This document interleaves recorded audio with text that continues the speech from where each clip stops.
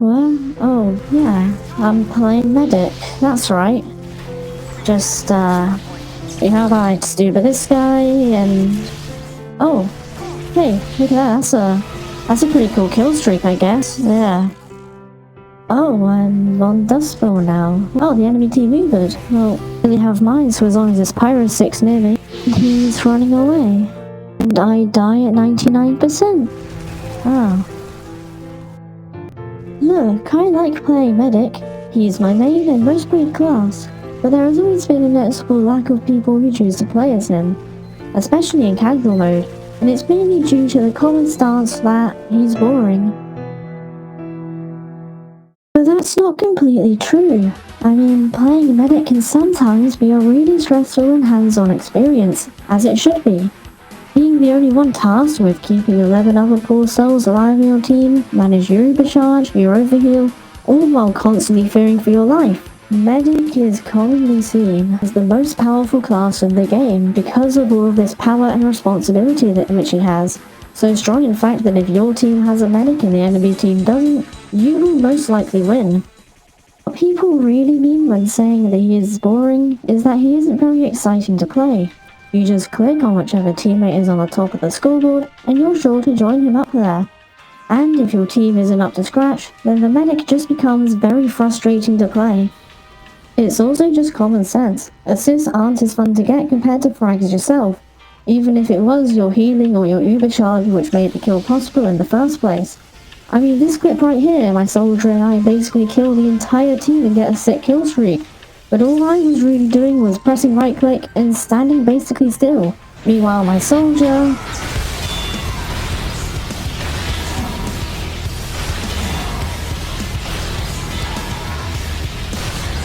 It's clear to see you had more fun here.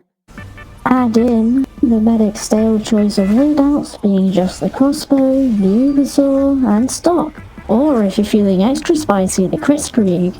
It does start to make sense why nobody really plays him. But that is wrong! Battle Medic. You clicked on this video, you know what it's about. Battle Medic. Now you probably clicked on this video just to write a hate comment telling me how stupid I am for even suggesting this. But that's exactly why you think the medic is boring. You only ever play him in one way with one loadout. It might be fun for a bit, or to play every so often, but after a few rounds, or just one bad round where your teammates completely neglect you, it just becomes frustrating, and you quit. So how about instead you stick with me here, just for a moment longer, and perhaps I can change your view about medic forever. But if you want immediate gratification, please skip to the timestamp displayed on the screen right now, where I go over damage numbers and boring math stuff. Anyway, Battle Medic. You probably think you already know what Battle Medic is. It's where you equip the Blue Soldier, completely abandon your team, and run off to pretend that you're a damage class, and that's it. No! Battle Medic is not a loadout, it's not even a subclass. You're not thinking hard enough, you're stuck in the Matrix. I'm being 100% serious when I say that Battle Medic is not the weapons you choose, the teammates you neglect. Battle Medic is nothing more than just a playstyle. The way in which you think while playing the game, and how you choose to approach situations. You saw the title, you see how long I go on for. This is the ultimate guide to Battle Medic.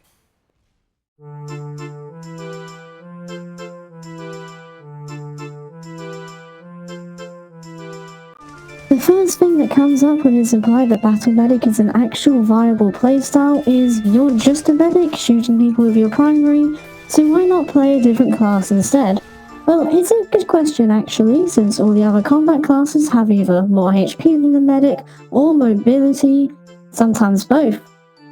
It's the same reason why you'd want to play one class over another in general. While at their core, all of the combat classes are just running at people and shooting them, each of the combat classes fulfill their own unique roles on top of their core combat. The thing about Battle Medic is that, yeah, you are not going to be as strong as other classes, because you said it yourself, you are still a medic. And what that means for Battle Medic is that he is actually a dynamic playstyle, one which can switch between doing, well, battling, but then be able to fall back to the primary medic role depending on the situation, simultaneously doing both combat and maintaining your teammates' HP, buffing them with overheal, and prioritizing building and popping your uber charge. I will elaborate more upon this throughout this video, but for now the basic takeaway is that Battle Medic is viable when you don't approach it like how you would if you were playing any other class. Consider how pretty much every single one of Medic's unlock weapons are designed to benefit your healing output or tie into your uber charge in some way. And you can see why just ignoring your Medigun and equipping the Solemn Vow to see enemy HP and using the Blue Sorger for health on hit is really just a meme gimmick, and this has stained the entire Battle Medic label to be seen in the same way, when it is not the same thing. Medic is designed to heal teammates, and working your healing output into your Battle Medic playstyle is exactly what makes it unique compared to the other classes. Exciting to play, and also viable, which is why the first thing I will talk about is this. Do not neglect your teammates. First of all, it is the only way which you can actually use your Medigun, which is usually the strongest tool in the kit and the main reason you should be playing Medic. By building your uber charge, keeping your team alive, doing this still should be your priority, and doing so will of course help your team, which can in turn help you. The Medigun is a fantastic healing tool used to restore teammates' HP. Making sure you use it will encourage your teammates to stick near you, making it a lot harder for you to be picked off. And if anybody is confident enough to try and challenge you, your teammates can work as an extra source of damage when you are fighting. Your overheal is also important not to forget about. It allows your teammates to soak up more damage which could have been directed at you instead, allowing you to see your teammates instead as human shields. The more HP you give them, the more chances you will have to do some battling, which I'll get back to later. And of course your uber charges, depending on which Medigun you use, but they are what wins you games, and what makes Medic the strongest class in the game, and it's important you still make use out of it, since it's, well, what makes the Medic the Medic. All of this is just regular Medic stuff, things you should be doing anyway if you decide to play as this class. What the Battle Medic playstyle aims to add to this is, well, fairly obvious looking at the name, battling. Once your medic role is done and complete, so no low HP teammates, people with overheal buffs, there really is no harm in you switching to one of your damaging tools for a short while to help your team out in an offensive way, before switching back to the base class role. Keeping all of this in mind is what allows a Battle Medic to be just as effective as any other class, and there is no reason that you can't go off to the objective and duke it out with the enemies when the opportunity presents itself. Just don't forget that you are still a medic and that you have a class role to uphold. Make sure you build that uber charge, make sure you heal your teammates and give them overheal buffs. Making sure you do so effectively without ignoring any items in your arsenal is what can make a Battle Medic effective too. Because it is an objective fact, you are not as strong as other combat classes, and you should not pretend to be. The main essence of a Battle Medic is to supplement your supportive role with a bit of offense.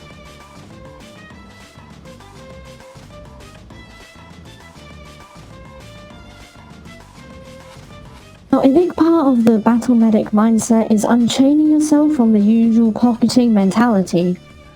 A pocket medic or a medic girlfriend are very recognizable in TF2, where a medic will just prioritize healing one person on their team, give them all the ubers, almost never leaving their sight so that they can always be topped up on heals, making them basically immortal. And yeah, this is a totally legitimate and effective way to play medic, but it is strictly supportive.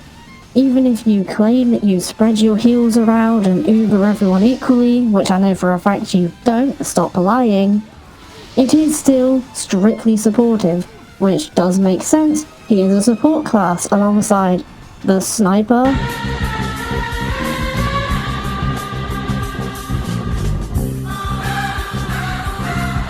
and the spy.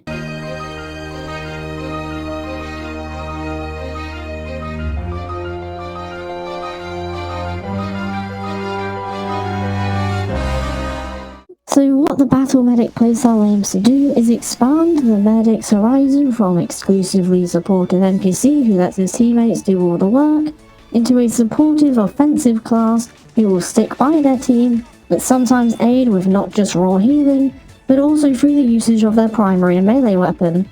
This lets the medic be more impactful and involved in fights, making the decision to occasionally switch to damaging tools allows him to add extra pressure to any foes, and it does work well.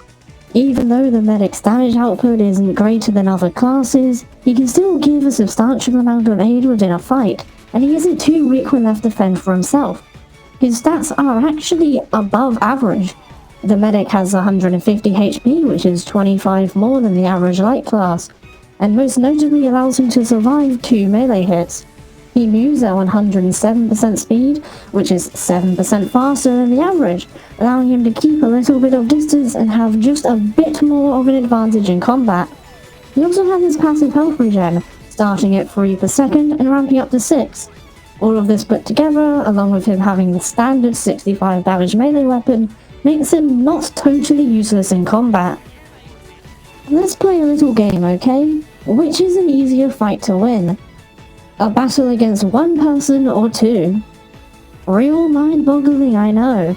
This is what I mean by playing supportively offensive, making the decision to turn a 1v1, where somebody is being healed, into a flat 2v1.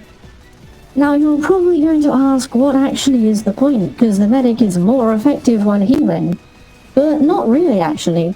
The medic's healing output is only 24 per second, or 32 when using the quick fix. And while it is impactful, it can easily be out-damaged.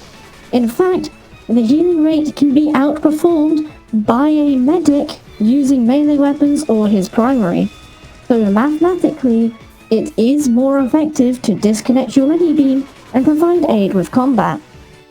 In this clip right here, I decide to disconnect my beam and go for a melee swing, and then after the swing I immediately go back to healing this demo. But because I was able to do that melee swing earlier, my pocket was able to take out the scout faster. Had I not done that melee swing, the scout could have possibly taken out this demo man due to him having enough HP to survive that melee hit, and me not being able to out-heal all of the damage which he could deal. This can also happen in reverse, where you as the medic can switch off healing, go for damage to finish off any enemies because your teammates suddenly are unable to hit their shots. This is a pretty simple concept to understand, and it is the key to being an effective battle medic. Knowing when is a good time to switch off your Medibeam and into your damaging tools and force your enemies to fight you instead of you just sitting there and watching. This clip right here where I take down this sniper who was kinda killing our entire team. I can see, thanks to the health marker, that this scout is on low HP, low enough where a single rocket will kill him. So I decide to step in, dish out some damage to this soldier, and guess what? Instead of shooting the fire rocket at the scout in order to secure the kill, he turns around and starts shooting me. Me playing supportively offensive made it so the soldier got distracted by me, saving the scout's life. For a battle medic, you will want to follow this very simple guideline. Of course, it will vary per game state, and every situation is different, and it will rely mostly on your intuition, but an easy, simple basis is this. Are your teammates on high HP or with overheal?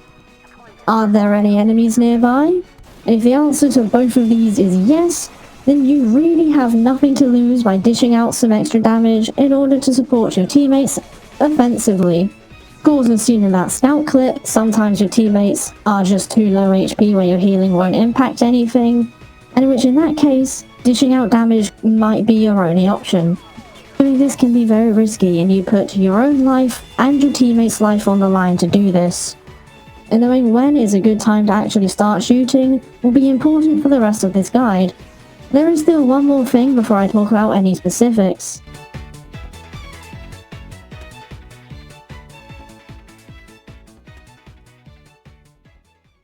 So, you are not the only person in your team who can pick medic, although it is a rare occasion to see more than one, if any. But why am I making this section? Because chances are the other medics on your team will just completely ignore you in favor of, literally anyone else? But what if they didn't? I've said already in this guide that it's a medic's job to keep everyone alive in your team, and this of course applies to keeping other medics alive too. Arguably this is more important than anyone else, since having 2 healers means each of you only need to do half of the work. But for some reason, it seems that every other medic is just allergic to healing me. Even if, just for a second, say like when I'm slowly dying to afterburn right in front of them. Anyway, point is, you, playing medic, please heal your other medics, as they can lighten your healing load, allowing you to do more battling. And other medics, please give your other medics, battle medic or not, some medigun attention. Restore them to full HP when they are low. Consider also giving other medics an overheal buff, which can bring them up to 225 HP. Which, ooh, yeah, that's a lot. It really is a game changer, most notable of which being able to survive a quickscope headshot, which medics are quite prone to receiving. It also makes it just so that another rocket, or another pipe, or a shotgun shot will be needed in order to finish off a medic. So make sure you give some other medics some love too, and they may pay it back. Just touch mediguns for a second, and then go your separate ways. This honestly isn't even related to battle medic. Please, just start doing this to your other medics. They will appreciate it, you will appreciate it when they heal you, and they will make both of your lives so much easier. But for a battle medic, healing up your other medics and being healed by them is a lot more important. Healing them allows them to stay alive for longer, which means that as you're not healing and you might possibly die, they will likely be able to survive a bit longer. And if they choose to heal you, a 225 HP medic running at people on the front lines is actually really scary. Now, being pocketed as a battle medic. This sounds absolutely stupid, but is it really? Yes it is. But it doesn't mean that it's not worth mentioning. Since you are both medics, you can both heal each other, allowing you to fuse together and become a super medic. One of you heals and the other one deals damage. Then, once the healer gets low, swap over double dash style, and despite how stupid it sounds, it does actually work. Sometimes. At the very least, it is funny to do with a friend. And if I am going to talk about pocketing, I should also mention Ubering, a battle medic. Now, this is in fact a complete joke, but when it comes to 2 specific weapons, it suddenly turns battle medic into a joke of an Uber, into quite possibly the strongest Uber target in the entire game. The Uber Saw and the stock Uber. The 2 weapons you probably have equipped right now because you hate fun and are a slave to the metagame. The Uber Saw is a risk and reward weapon. Going into melee range is always risky, with the potential to die, but the reward of 25% Uber is really strong. But if another medic uses stock Uber on you, well, that removes all of the risk, doesn't it? This is commonly known as Uber chaining, and can actually be really busted. The enemies cannot do anything to hurt the 2 of you, and with each Uber push, the aggressor medic gets to charge their own Uber with the Uber Saw. And then when the first Uber runs out, well, remember the whole super medic idea? With Uber chaining, you can now become the Ultra Instincts medic. This allows for an Uber charge to theoretically go on forever, and there is literally nothing the enemies can do except like air blast, I guess, maybe. What actually is a joke is the crit screen, which, yes, you can crit another medic or be crit, and it will be very funny, but you will be better off doing it on pretty much any other class. Although, if there is no one else, then there is better to use your crits on another medic than to die at 100%. Plus, a battle medic, if their aim is up to scratch, is really dangerous with crits. So honestly, don't completely neglect the idea. If the medic is using the crossbow, it is actually a pretty good offensive option. Being able to snipe people for up to 225 damage is nothing to scoff at. But because of the long time between the shots, you can only really get 4 in max before the Uber duration runs out. Then it is fairly effective at the start of payload to shoot the very obvious snipers who like to stand still. Anyway, please heal your medics to full and grant us some overheal. Maybe don't try the other two things I mentioned, but I'm not going to complain about getting crits.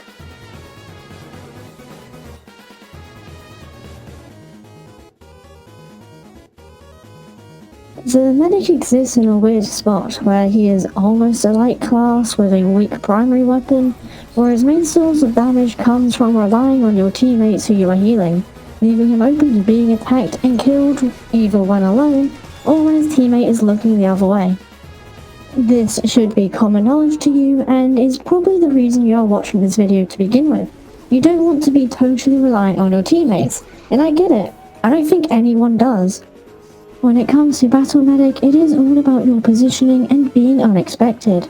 Battle Medic, in the way I'm presenting it, by itself is unexpected, since the last thing enemies will expect from a medic who is currently healing somebody is them to suddenly stop and then pump them full of lead. Medic is a weaker class at combat than anyone else. Obviously, it's by design, but you can offset this weakness with your positioning.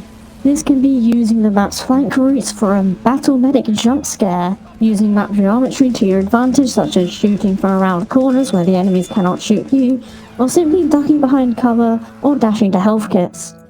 When you are playing Battle Medic, the easiest way to get kills are the kind where your enemies cry out, "How did a medic even get there?"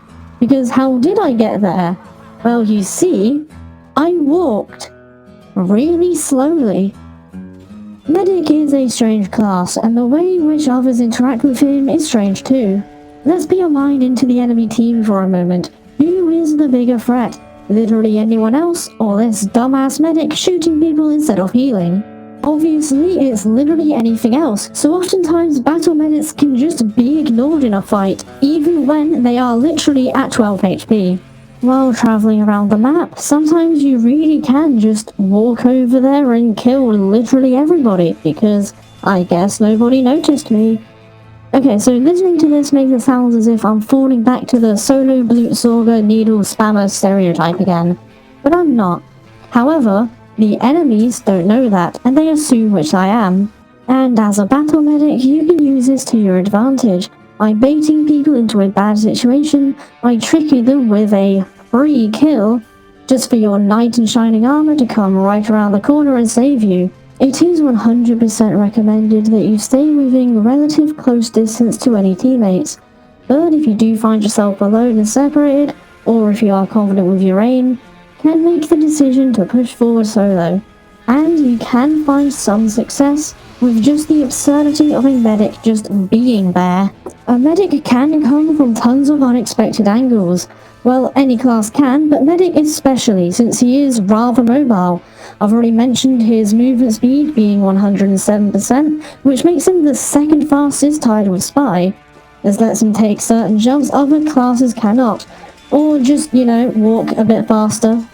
But the medic also has specific tools which can further increase his mobility, which will be discussed more in depth later, but just know that a medic really can come from anywhere. So make sure you stick near your teammates still, and use them as a reliable fallback option if the time calls. You do still need to use them in order to build overcharge and to use them effectively.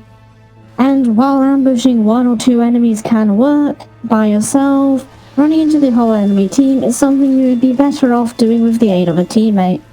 Which leads us right into the next chapter.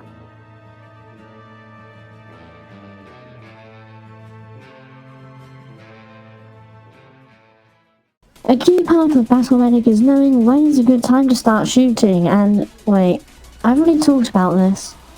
What I mean this time is different from switching off from healing into shooting, and more so shooting and this. Picking your fights. A very important concept for every class in the game, but for a Battle Medic it is all the more important because frankly you don't do as much damage. Quite squishy in all. Not as strong as other combat classes. There is no shame in retreating from a fight which you simply cannot win. An easy concept is, if you see somebody who you can kill, go for it. And if you can't, then it's best to stick to a more passive medic playstyle then, isn't it? Right here I'm separated from my team and all of a sudden there is a heavy revved up shooting me. Now, I watched how it feels to play heavy, so I know that this is not a good position to be in against the heavy. So I run away, directly into an engineer who is building a sentry gun. Now, I'm not going to be able to win that 2v1, so instead I take my chances with the heavy, since after I ran away he most likely unrevved, and I saw earlier, thanks to me using the solemn vow, that he was at low HP, so I decided to take my chances with the heavy. So, oh, he took the health kit. Hey dude. So what do you think happens in this situation? Anyway, if you picked option A, you were correct, I kill him. Wait, what? Yeah, look, he dies. It didn't actually hit me once at all. See, heavies are actually really good targets for a battle medic. You both have rapid fire weapons, except the heavy deals like 3 times the damage and the heavy has twice the HP. But heavy will slow down while shooting, making it really easy to, well, shoot him. One of the hardest parts of a battle medic is either the hard to hit syringe guns or the low DPS of the crossbow, both making you really weak compared to other classes. But if you learned how to hit your needles, or the enemy simply cannot dodge them because they move so damn slow, then the needles can do a really shocking amount of damage. Last chapter I talk about the medic's jump scare, and it is important to use this while picking your fights. If you can start shooting before they start shooting you, then you can often secure the kill before they have time to react. One more example of when is a good time to push in: team fights. Here I'm sticking really close to the soldier, and here I choose to switch off healing to do some extra damage, since the soldier has full overheal. Thanks to this extra damage I deal, this guy dies, but before he does die I make sure to reconnect the medigun just as soon as my needles are no longer needed, before reloading, when I know it's safe. And then suddenly it is not safe because I've pocketed revved up heavy. Now the best option here is to help tank the shots with my overcharge, distracting them for this perfect spy pick. And now all that is left is this red medic. And my soldier is blowing the conch, so I decide to run in and start shooting the medic, and again, thanks to my needles, he ends up dying a lot quicker. And yet again, once he does die and my needles are no longer needed, I go straight back to healing. To put it simply, 1 or 2 enemies is usually fine solo. The whole enemy team, probably best to reconsider and push in with the help as your team. You may want to always be a total girl boss medic and rush in and kill everybody, but probably don't. You are more effective when attacking people in conjunction with your team. But if they are not around, your next best option is to try and ambush people. Using the solemn vow is perfect for picking your fights, since you can see enemy HP and all. You know who is easy pickings and who isn't. All of that is pretty vague things and can be applied to any class. But how do you counter every single class as a battle medic? Who is a good option for you to go downtown with, and who is a terrible option and you should just run for the hills? So to start with, scouts, soldiers and demo men are usually pretty difficult to land kills on, due to their high burst damage able to two-shot you, and for the last 2 they're high HP, making it really long for you in order to kill them. Similarly, the scout has very high movement speed and mobility, making it hard to actually land hits on him. And on the fact that all 3 have the movement tools to get directly into your face, most of your encounters will be them coming to you. You are at a very big disadvantage when fighting any of these 3, so your best option is to usually stay away. But if you're forced to encounter them, try and get the drop on them before they get the drop on you. You can get decent damage in before they start to damage you, then oftentimes you can win that encounter. Pyros, heavies and other medics are pretty decent pickings, since all 3 use rapid fire weapons. Aside from a few unlocks, your matchups will be fairly similar and heavily reliant on whoever has the most skill. Like I mentioned, heavies are slow and easy to shoot, and you can easily run around with them. Pyros will often just chase you in obvious and easy to track straight lines, and same thing for Demo Knights actually, so dump them in here too, though be careful of the charge. And for other medics, they will just sort of self-destruct from the shock of another person running straight at them. Although killing other medics is the highest sign of aura you can possibly have. Snipers you have no chance against. Even if you get into close range, you can just do this. Very fair and balanced. Using the crossbow allows you to kill them from afar in 2 or 3 hits, while he can do it in 1 hit. So very risky there as well. But if they aren't the best sniper, you can probably get away with it. As for an engineer, if they don't have buildings, they are basically just a slower, lower damage scout, so treat them much in the same way. If there is a sentry, stay away out of its range, and if you can get a good angle on it, then laser it down with needles or the crossbow. The medic is actually a surprisingly good sentry buster. Like, actually really good, wow. And the remainder of this chapter will be relegated to dealing with spies. As a medic, you are basically their holy grail of stab targets, and so you'll need to be really careful and have a keen eye out for them. This shouldn't be anything new to TF2 players in general, especially when playing medic. But playing as a battle medic does not change this. They will still continue to come after you in hordes, and you will need to be prepared. But I've got a little cheat for you. If you turn on auto heal call in advanced options, if you or a teammate attack a disguised spy, it will show that they're in need of healing, even if the person who they're disguised as has full HP. This can also be useful in reverse, seeing a teammate with low HP but no health marker. This isn't always reliable, so don't make this your only way of telling. Of course, most of the time spies are very obvious to spot, slowly walking towards the back of you or one of your teammates. Now, approaching a spy at melee range is always a gamble with how terrible hit detection is in this game, but if using one of the melees which rewards you for hitting enemies, it is sometimes just a free buff. Keep in mind that, however, the Uber Saw will not grant any Uber until their disguise is dropped. This will come back up later, so let's see if you can remember this. In this clip, I see a very obvious spy, and I'm using the Uber Saw and want to really make sure I can get my free Uber. So what I do is I actually start healing them, run forward a little bit, and this perfectly baits the spy into thinking I am an absolute idiot buffoon, and he goes for the stab. Where I then immediately walk backwards slightly, he stabs the air, and I hit him once.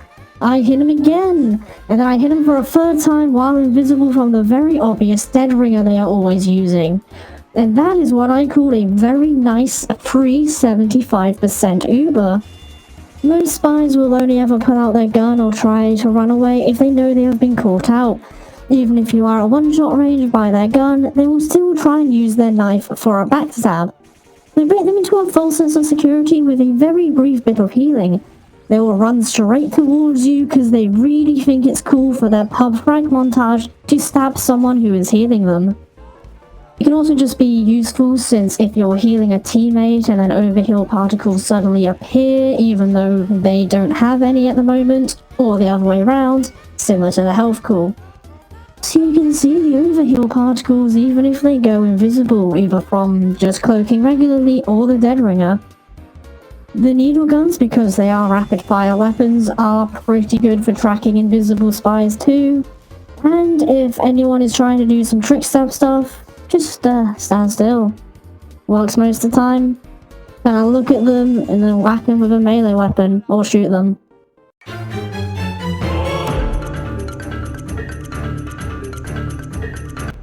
Usually whenever somebody finds a medic without a team nearby, they are viewed as nothing more than a free kill, and the battle medic mindset tips the scale in making you far more adjusted to self-defense and self-preservation. Typically a regular medic, when presented with a fight or flight decision, they will choose to run away. This is what most enemies are expecting you to do, and even as a battle medic, it is usually advised to run away when your situation isn't favourable. Of course, you can't win every fight, and sometimes even an escape is just impossible. You find yourself in such a bad situation, caught out by the enemy team, deep into enemy lines, and it's better to just go down with a fight. This is all about trades. You trade your life so that you can take away 1 or 2 on the enemy team, all for the betterment of your own teammates, right? I mean, they can't be heard if all the enemies are dead. But who should you prioritize? Most people would tell anyone to sack themselves for a medic pick, but that's obviously a given. Usually I would say the best advice is to target whoever is doing well on the enemy team. If there's a sniper or a spy who is doing a bit too well and carrying their team, I say it's better to sacrifice your life for them instead. As a battle medic, you'll often find yourself being deeper into the enemy lines, either with a teammate or sometimes solo, from your more mobile teammates ditching you or them simply just dying, leaving you to fend for yourself either way. Some people may claim that this was your fault for being too reckless and pushing far in, and that you should have been more passive, which, sure, yeah, I guess, but which is more fun? Why are we here? Oh yeah, battle medic!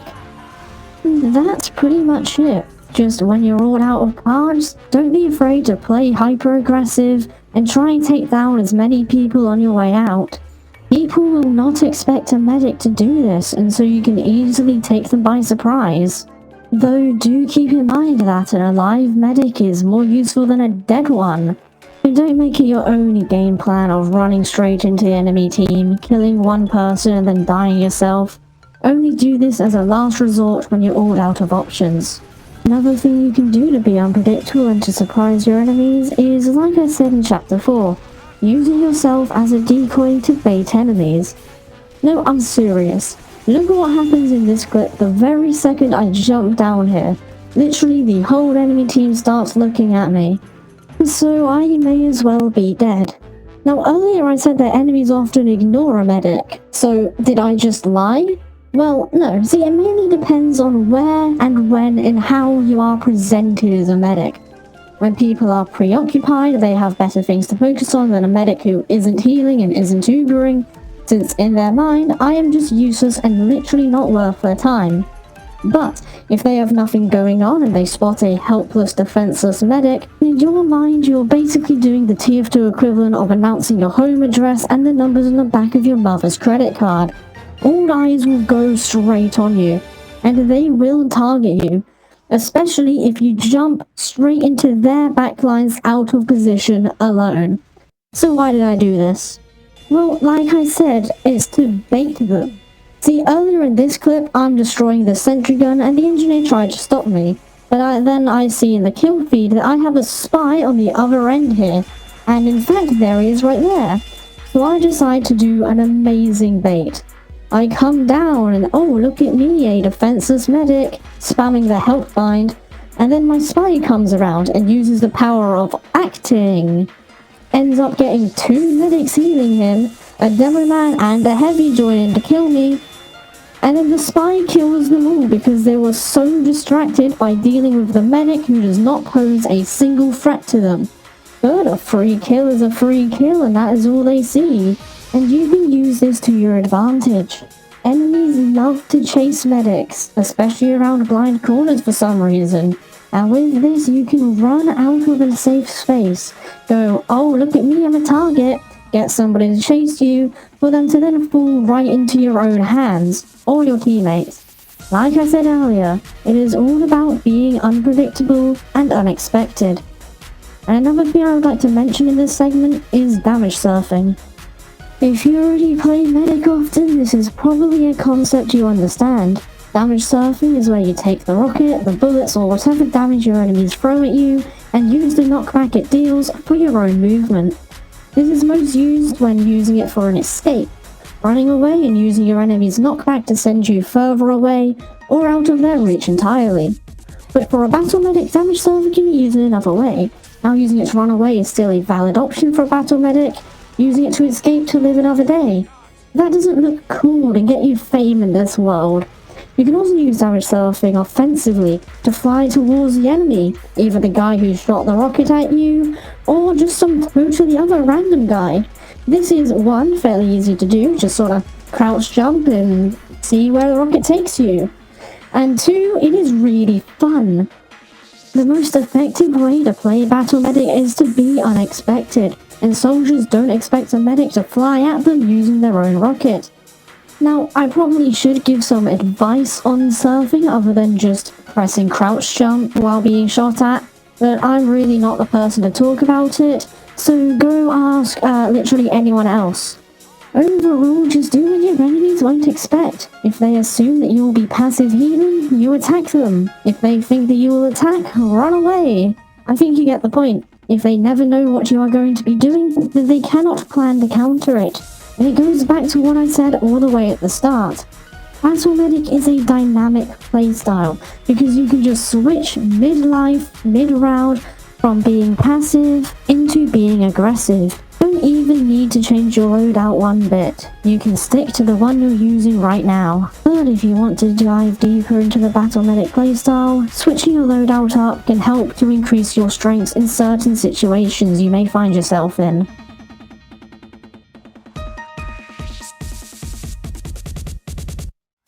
Okay, now this is the part of the video where I tell you exactly what to do and you don't question anything that I say, got it? Not really, but it is important you understand what everything in the medic's arsenal can do for a battle medic and how to effectively use them. It is my personal opinion that every single weapon that the medic can use, except for one outlier, is useful and worth considering using. None of them are really definitively better than others, and it will depend on your own playstyle which you carve yourself, so take everything I say into consideration for sure, but try things out and come to your own conclusions. I personally might find a weapon effective to use in the way that I play, but someone playing totally different to me will have, well, a different opinion that I would love to discuss in the comments. Needless to say, I'm not going to be ranking any of these weapons in like a tier list for Battle Medic, simply because not everything is comparable, and depending on the situations you find yourself in, or which you look out for, will be what influences your loadout choice. You would think I would begin by going over some of your actual weapons, but again, you are still a medic, and your primary role is not in your primary, but instead in your secondary, your medigun. I will go over how each choice can benefit you and your teammates, but I will be doing these in an order, starting with the least battle medic-y, and ending with the most. Each medigun can work for a battle medic, just some offer more opportunities, making them more appealing for how much you would like to commit to a battle medic loadout. Starting out with the most basic of the crop, and what you are most likely already having equipped, is the stock medigun. I don't need to tell you what the stock medigun is and what it can do, and it cannot be understated how powerful full invulnerability is in this game. But you are probably asking, how is this actually useful for a battle medic? Like I've said a bunch, you are going to want to still stay near your team, heal them and build your Uber charge, and the stock Uber is the most powerful one in the game. This, however, is the medigun which is the most supportive in nature, and thus may help you the least while being a battle medic. Not to say it's useless, of course, providing healing and overhealing to teammates is great. Still, just this is something which other mediguns can do too. The main thing that you'll pick a medigun for in the first place is its unique Uber charge, and for a battle medic, stock Uber can be quite useful. Obviously you can just Uber somebody on your team, but this is just playing how a regular medic would, making it, again, the least battle medic-y. Might just be in a more offensive situation while you do pop it. You can't exactly switch to any of your other weapons in the middle of an Uber, since this will just end the effects on you and your teammates, and something tells me your teammates won't appreciate this, meaning once you hit that right click, you just play regular medic for 8 seconds. I have mentioned Uber chaining with another medic to be permanently under the effects of Uber, and while I did highly glaze it earlier, and it can work if you're coordinated and find enough enemies close together, sometimes it is just a bit too difficult, since you will need 4 melee hits in order to continue the chain, which sometimes just doesn't happen. Plus, you can just get random crits and accidentally kill everyone before you get enough Uber. And sometimes, even though the hit sound plays, you don't do any damage and you don't get your Uber because hit detection is a joke. While being a battle medic, it is usually best to use these defensive Ubers as well a defensive tool. When you or your teammates is on low HP, you can panic pop Uber and save their life, and then turn your falling back defense into there is literally nothing the enemy team can do now to damage you, so you just win. Another good thing about the stock Uber is that if you are caught out alone or are unable to defend yourself, you can panic pop Uber solo and use those 8 seconds to escape, Or, if you are using the Uber Saw, attempt to do an Uber extension, holding your Medigun to run towards the enemies, and then quickly switching to your Uber Saw, hit them, and then shielding yourself with the Medigun again. Each hit of the Uber Saw gives you 25% Uber, which is about 2 seconds of your Uber timer. So while the window to do this is small and highly risky when switching off the minigun, since it's possible to die in this time, it is highly effective and earns you massive style points. Like I said, this is easily the most defensive-oriented medigun for a battle medic, and as such, it is not the most useful, especially since it's the medigun which takes the longest to charge Uber, with this time possibly being even longer because you will be switching off healing to deal damage. When you are shooting enemies, you may be doing a lot of damage, but during this time you are not building any Uber, making the painfully slow build of stock feel even longer. So do keep this in mind, especially when against other enemy medics, who will likely get their Uber charge before you, even if just a few seconds. You never know when your teammate will decide it's better to run away from you, causing a medibeam to disconnect while at 99% Uber, while the enemy combo pushes with their own, and then kills you, and then single-handedly wins the game. Yes, I am still salty about this. Something to make the enemy team salty instead, however, is the Kritzkrieg. This is the next most commonly used medigun by regular medics, and it is fairly comparable to stock in its effectiveness for battle medic. To start with, it has the same heal and overheal rate, whatever, but what it has over stock is a 25% faster build rate, meaning you can charge it up, well, faster, and switching off healing to shoot someone for a moment isn't quite as punishing since you can get your Uber charge faster. Of course, the Uber itself. Guaranteed critical hits on the guy you decide to heal. Like I said, Medic is the most powerful class in the game, and most of this comes from the Uber charges, so don't neglect them. Times 3 damage for 8 seconds, you can wipe out the entire enemy team if played well. Plus, the nature of the crits is far more offensive compared to stock Uber, pairing nicely to the more offensive positioned battle medic. The biggest weakness of the Kritzkrieg is that it's the only medigun which provides 0 defensive benefit to your pocket or to you, so either of you can die just as easily. So you can die in the charge, your teammate can die in the charge, and if any of that happens, it becomes useless. So the best time to use the Kritzkrieg Uber is when the enemy team is not expecting it and not prepared for it. If the enemy team can't see you, they can't damage you, and you deal times 3 damage so you can kill them before they even have a chance to fight back, eliminating its major weakness. So yeah, the Kritzkrieg works well for the whole battle medic mindset, just simply being more offensive in nature and encouraging you and your teammates to push deeper into the enemy lines. But the crits can also be used defensively as a panic pop. Similar stock, if you're being attacked, you can pop the Uber charge and pray that your teammates turn around and shoot them, because you are still just as vulnerable. This is the biggest weakness of the Kritzkrieg for a battle medic, the fact that it cannot be used as a panic pop solo, since it literally does not do anything for yourself. But it does have its built-in taunt which will actually heal you. Only for 10 HP over the course of 4 seconds, but it is worth a mention. It can sometimes save your life against afterburn when you are alone. So yeah, high risk since it provides no defensive benefits, but high reward from the insane kills you can get, or well, make your teammates get. It does however complement the offensive nature of a battle medic, and it is a great pick if you want to streamline into rushing the enemy team, erasing them all from existence without the care for your own survival. But if your own survival is something you are worrying about with battle medic, then the vaccinator might be your go-to. Now put aside any of your biases for any balancing reasons, this is a very powerful pick for battle medic, or well, just in general. But for the battle medic, its stats pair very nicely to the whole playstyle. To start with, this is easily the most unique medigun. Instead of featuring a single powerful Uber charge, it has 4 smaller Ubers, and these give the medic and the patient a 75% damage resistance while active and negates critical hits, but only to 1 damage type at a time, being bullet, explosive or fire. These Ubers only last for 2.5 seconds compared to the regular 8. Another thing to take into consideration is the passive 10% damage resistance you and your teammate will get while you are heavy healing them. While not too impactful, having at least some kind of resistance on you at all time, usually keeping it bullet to counter snipers, is a good help.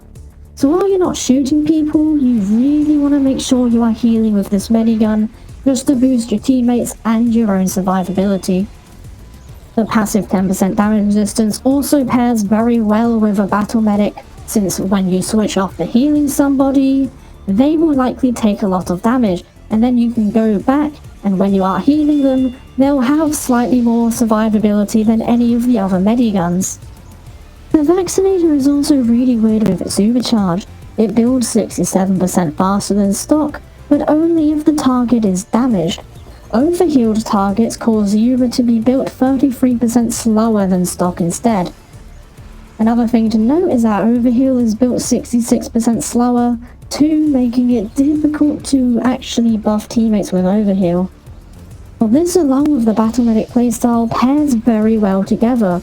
Because of the low Uber build rate on healthy targets, you are almost encouraged to leave them at lower HP in order to optimize your Uber building, which allows you to make them just as tanky with the damage resistances. Automatically, you will find yourself taking a medibeam off somebody in order to shoot an enemy. And while you won't be building Uber in this time, your teammates will probably take damage and lose their overheal, making it so that when you go back to healing them, the build rate will be very quick, basically negating the issue when you are doing damage.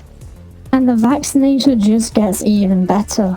The best part about this battle medic, again, is its Uber, because not only do you get 4 of them, but the Uber bubbles will actually stay on your teammates even when switching off the vaccinator, and they will stay for the whole 2.5 second duration.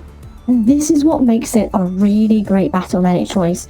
You are able to pop the Uber charge and then switch off from healing your teammate and still keep them protected from 75% of damage from whichever damage source you choose.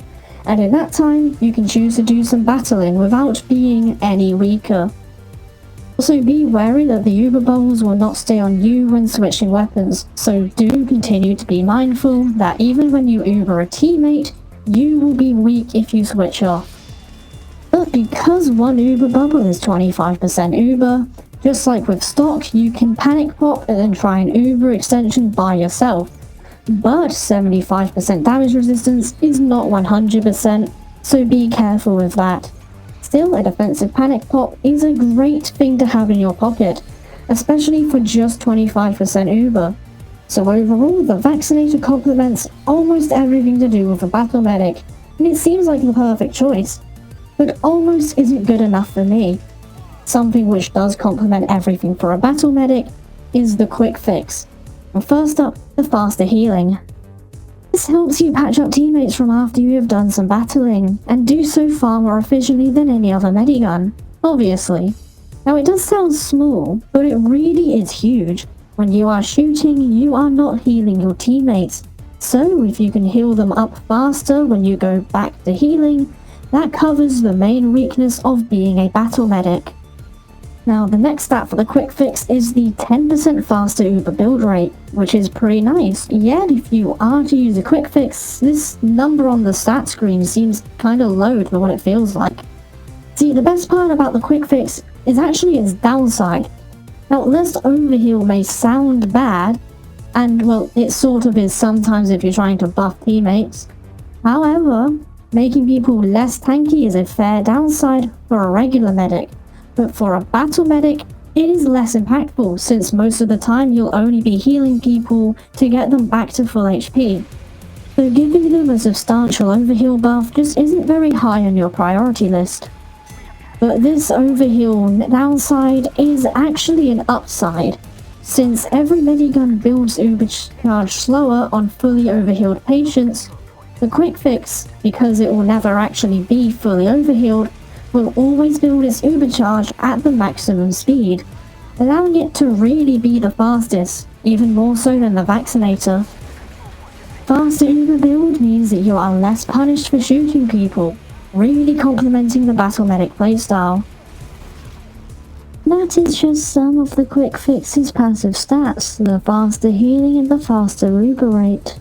And both of these pair perfectly with the whole battle medic playstyle, allowing you to go off and shoot people, and then fall back to healing far more efficiently than the other options. But the quick fix just keeps on giving thanks to its next stat, copying your heal target's movement options. And this really opens the door for medics, and especially a battle medic. The last thing anybody will expect in this game is for a medic to fall down from the sky and kill them. This is commonly known as medic gardening, and is a playstyle even beyond the typical battle medic, letting you hit your taxi ride off another class, and then whack someone with your melee weapon like you're a soldier. It is really fun, but this movement option is far more useful than just medic gardening. If you remember earlier in the video, I mentioned that the medic has other movement options aside from his base movement speed, and this is just one of them. You can use it with a soldier rollout to get to the front faster, or you can use it to make it to an area usually inaccessible to a medic, or to one you normally can get to but just a lot quicker. It can also be used as an escape tool. Find yourself in a bad situation, call up your private jet and get out of there at the speed of light.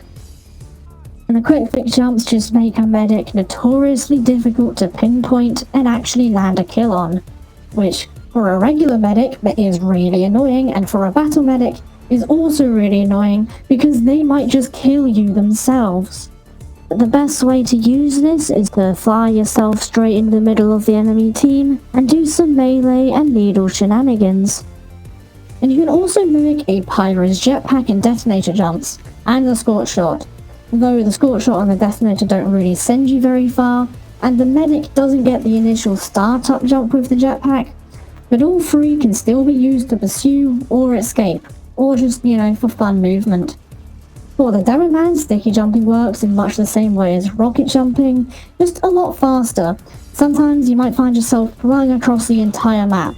But again, this can be used to either escape or pursue, or just for fun medic flying stuff. And the demo can also do pipe jumps, and yet again these are mimicked. Just not too useful and you hardly come by them anyway, but it is still worth mentioning. You'll also mimic shield charges, allowing you to run fast with a demo knight.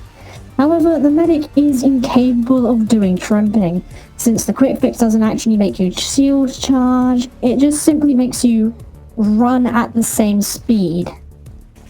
Awkward. And if all of that wasn't good for you, I am still yet to talk about its Uber charge. It is a mega heal, giving you and your teammate ×3 healing for its duration.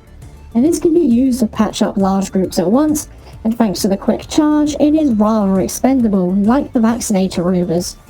This Uber also gives you and your target knockback immunity, so it is really funny to Uber a demo knight with it, especially since you can copy their charge like I mentioned just now, and then watch as the enemy team frantically tries to knock them away to no avail, and then claim that you are cheating and hacking because you didn't take any knockback. People really don't know what this weapon does, huh? Plus, against a single enemy, this may as well be a stock Uber charge, since 108 healing every second is almost impossible to outdamage single-handedly, and it is also still a struggle in a group. However, it is not full invulnerability, and you still can be picked off. And this mega heal also applies to the medic himself, and also provides overheal, allowing him to get to about 185 health. Sometimes it is a bit less and sometimes a bit more. It is just weird, don't worry about it, it scares me. Either way, you can overheal yourself, making it perfect for a panic pop when you're at low HP to fully heal yourself, and then also get overheal in a single second. And if you do wish to run off on your own, this is easily the best medigun to use for a solo medic. Since it charges up so quickly, you don't need to stay by your team for long to get your full Uber charge. And when it is charged, you can run around the map with an on-demand health pack in your back pocket, and if you don't have any pockets, then I guess it's up your ass. This is actually amazing for a medic. If you're ever in a pinch, hit 2 on your keyboard and then M2, and now you are at full HP plus overheal. And when you are healed, you can switch back to your weapons to shoot, and the added overheal makes the medic far more tanky, with the most impactful I've seen being able to obviously tank a headshot from a sniper. But the real best part of the Uber is that when you are low, again, you can switch back to your quick fix and be healed up, since the Uber effect lasts for 8 seconds. And this is the only Uber charge where the effects will somewhat transfer over to the medic when switched off.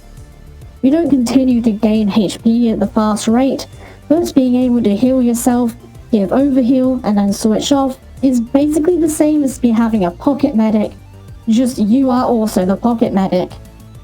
And just like with stock and somewhat with the vaccinator, you can Uber extend with this, allowing you to continue to heal yourself, plus not taking knockback means melee hits are fairly easy, allowing you to do something and just never die.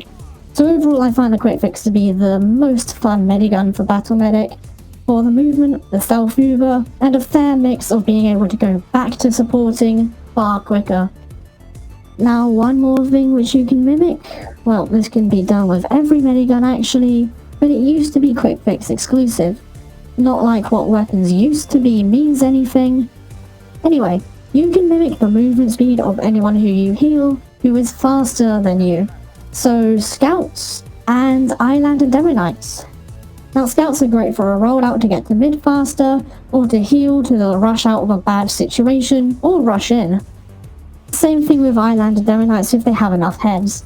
Sadly, this cannot mimic the power jack for whatever reason, meaning a pyro will outrun you, and any speed boost given by those little lines on the screen, so the disciplinary action in the conch, will not be copied.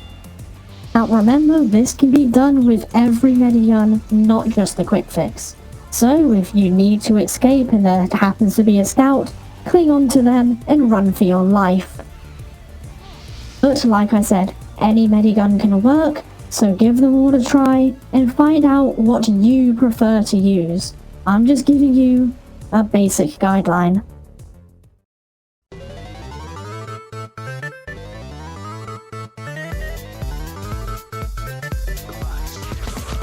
And now we are on to the guns of the loadout. Similar to the last section, I'll go in order of how much they benefit the full battle medic playstyle rather than a traditional tier list. You might think that this is a pretty cut and dry section, but in my honest opinion there is not a bad option. It all simply depends on your own playstyle and your full loadout, and the situations which you find yourself in. So to start out with, the most supportive, least offensive option, but by no means bad, you know it, you love it, is the Crusader's crossbow. Now you probably already have it equipped and thanks to its insane healing potential, but this weapon still can do damage. Now in case you were put off being a battle medic because you had to abandon your crossbow and use one of the needle guns, fret not.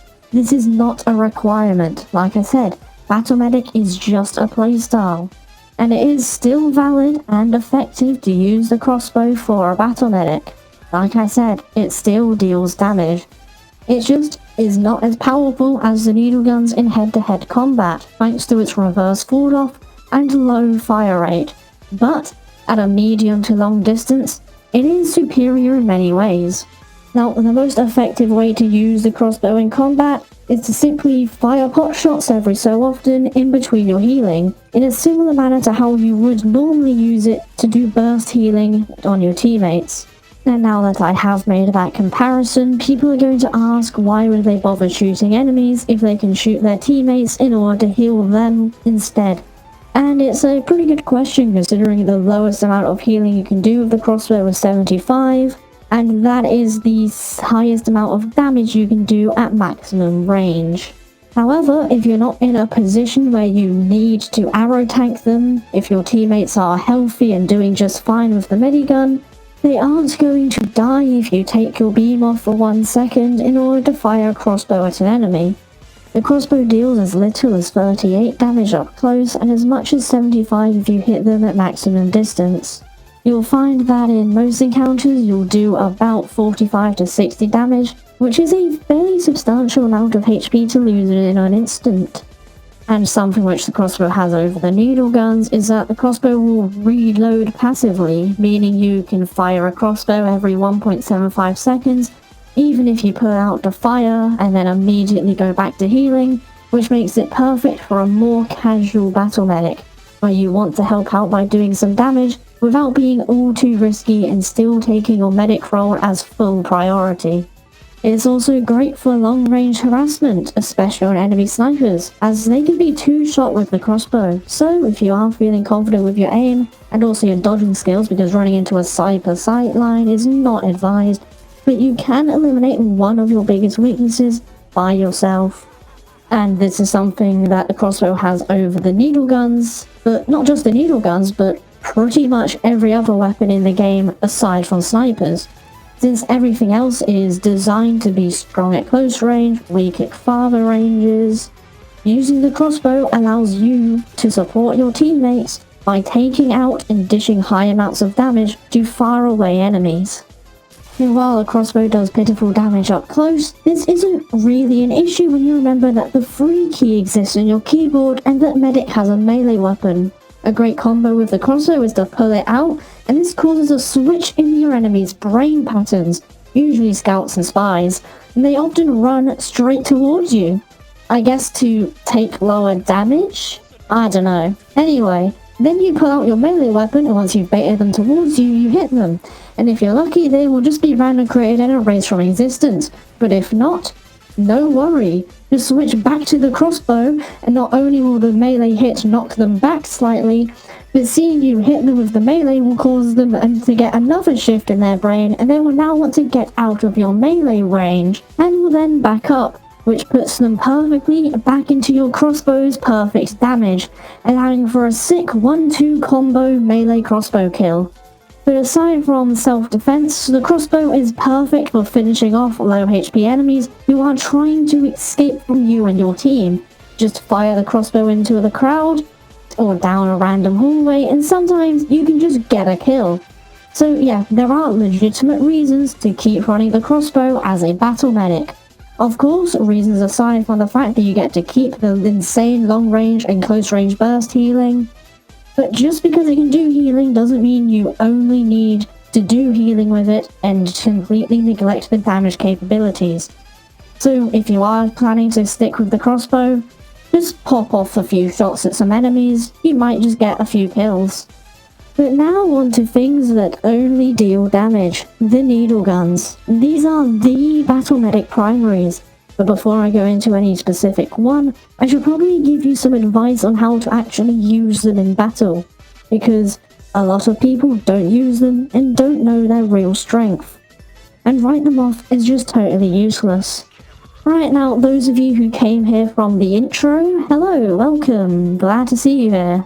Now, the first major caveat when coming to the needle guns is the actual aiming. The needles are a rather slow projectile, which isn't really comparable to anything else in the game, with the closest comparison being a partially charged sticky bomb.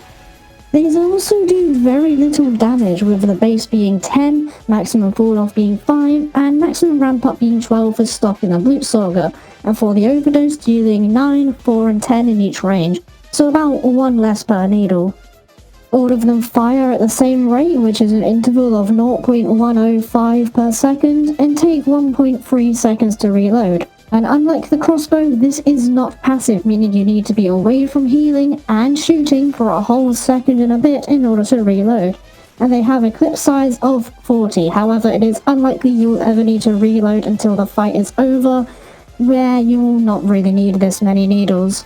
Now, on paper, you probably have no idea how to feel about this, considering every other major weapon in TF2 is a burst fire one, so it is hard to say how the needles actually stack up. Well, to really drive in the point, I'll do these calculations from base damage. With the fire rate and damage, you're looking at roughly 9.5 needles every second, giving the weapon an effective damage output of 95 damage per second. And that means from base damage, it can chew through 125 health in about 1.26 seconds with 13 shots. Drop 175 health classes in 1.8 with 18, a full 200 HP in just under 2 seconds with 20 shots, and even burn through 300 HP in barely over 3 seconds using 30 needles. And for a comparison, this is the stock shotgun used by the soldier, pyro, heavy, and the engineer. Its fire rate is 0.625 seconds per shot, and it deals 60 damage at base, assuming each of the pellets hit. Which is fairly unlikely, but for the sake of easy calculations, let's just say that they do.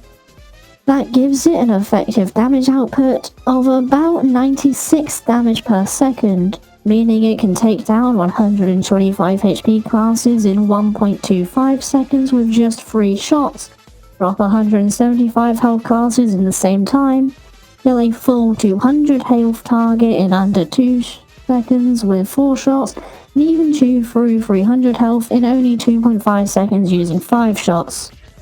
And that's kind of the shocking part. Despite looking and feeling completely different, these two weapons end up sitting in almost the exact same damage tier. The syringe gun's rapid fire stream of needles and the shotgun's blast both land at around almost the exact same DPS, and the time to kill across common health thresholds is nearly identical, hovering around 1.2 seconds for light classes and under 2 seconds for 200 HP targets, and only a few seconds for overhealed or tankier enemies. So assuming good aim, the needles aren't just some weak tickle gun at all on paper, they are straight up competing with one of TF2's most respected stock weapons in raw killing speed. And this does not take damage ramp up into consideration, where at maximum ramp up it bumps the needles to 12 damage, pushing the effective output to about 114 DPS. And that makes the breakpoints even nastier. Suddenly 125 health drops in just 11 shots, 175 takes 15, and 200 goes down in 17. And a full 300 HP heavy only needs 25 shots, which will take 2.5 seconds of sustained hits.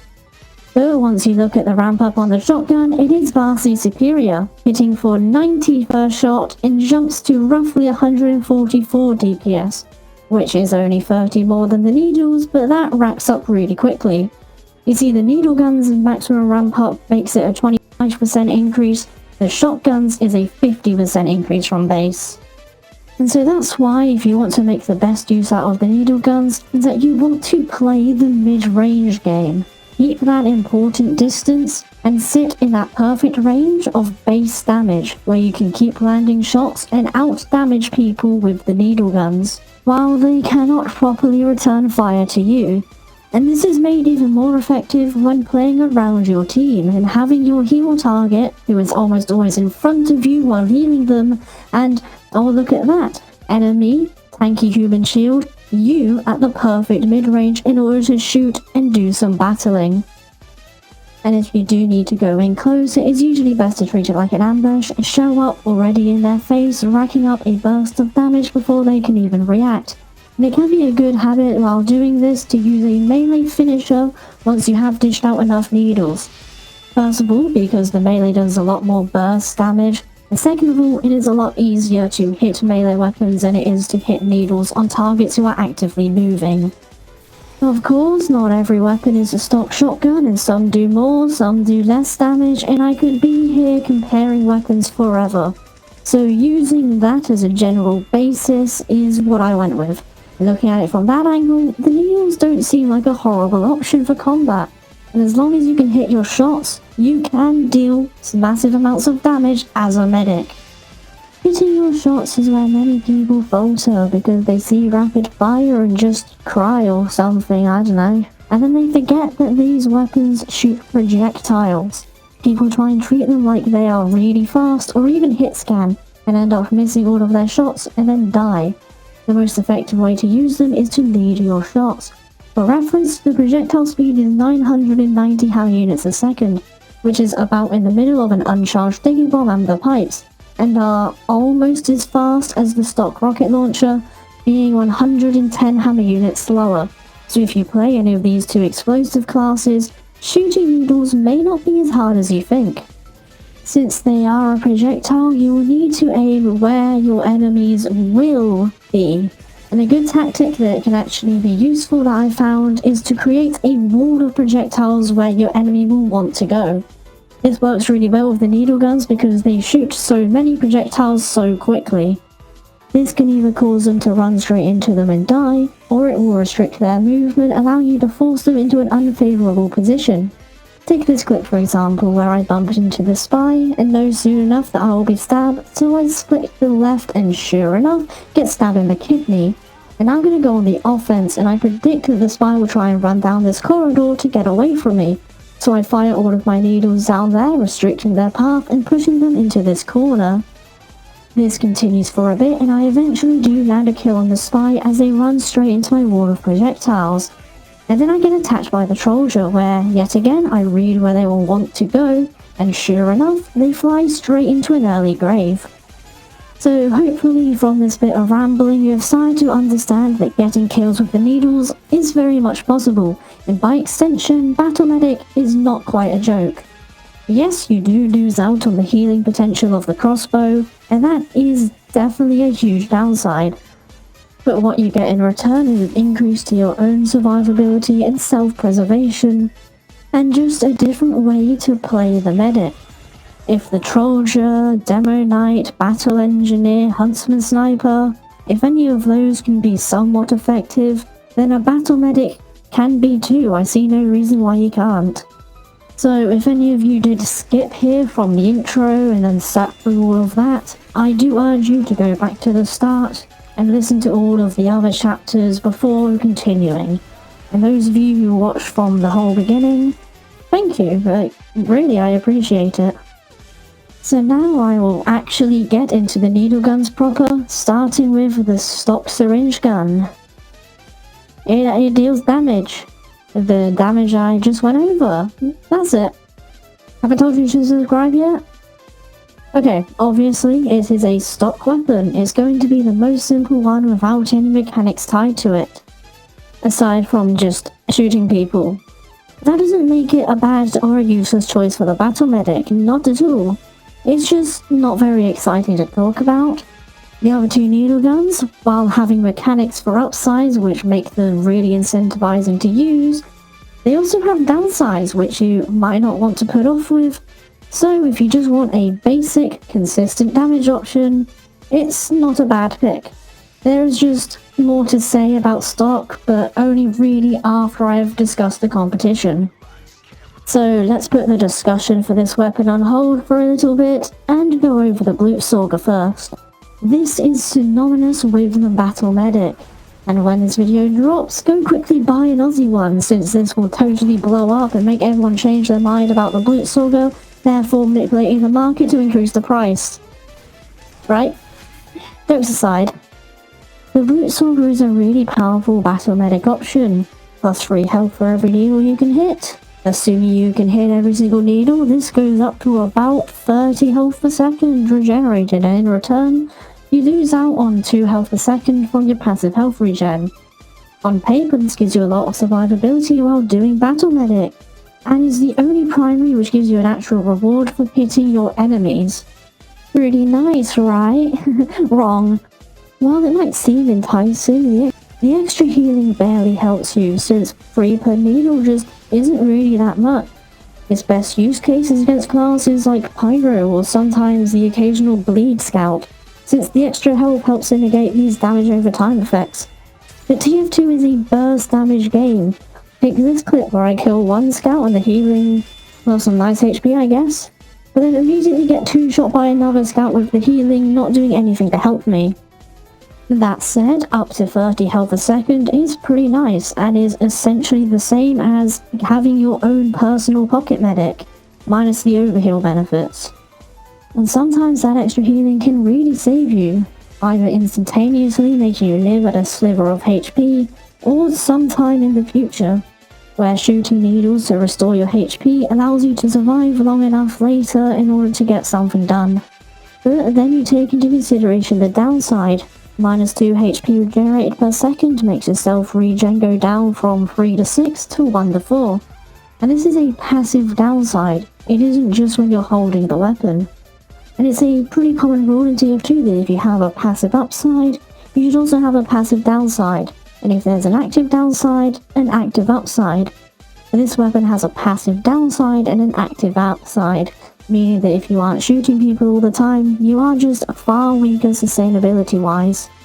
Of course, the shooting healing heals you more than the passive health does, but you shouldn't always be shooting people, even as a battle medic. And when you aren't shooting people, your survivability goes down through the roof. One of the major benefits of medic is that passive health regen, and losing out on it can sometimes screw you over. Sure, it's only 2 less, but it even impacts you while you are doing regular medic stuff.